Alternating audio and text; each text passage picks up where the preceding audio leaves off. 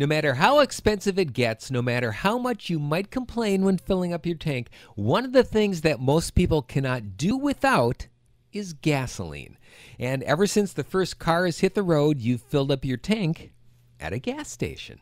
At one time, there were actually two different kinds of gas stations. There was a filling station where you could fill up your tank, or a service station where you could get gas, get your car repaired, and even pick up a road map if need be. But the one thing they had in common was the fact that they pumped the gas for you. You didn't have to get out and do it yourself.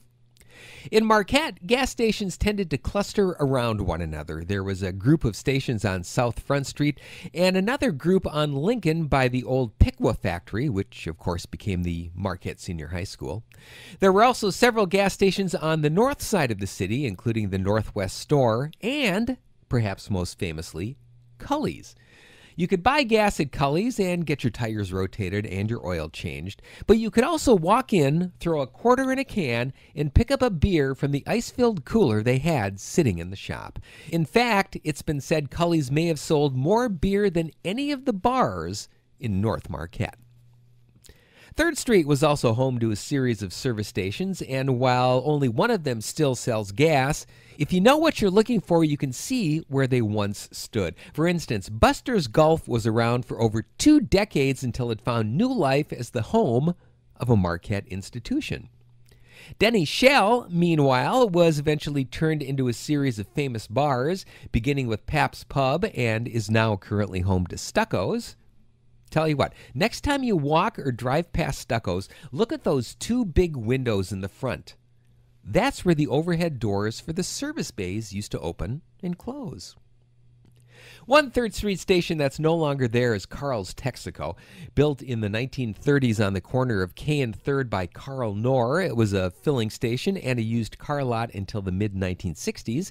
It's now the site of a bank parking lot.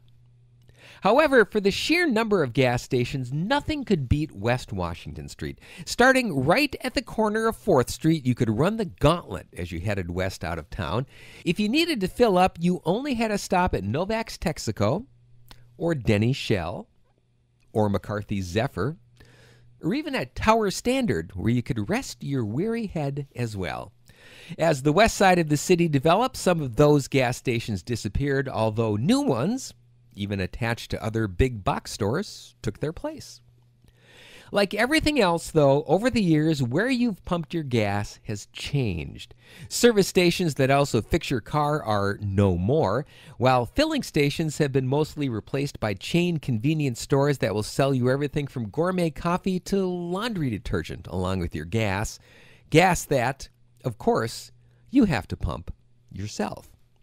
But no matter how high the price may have gotten over the past 100 years or so, there's only one place you can still fill it up, and that's at your favorite gas station.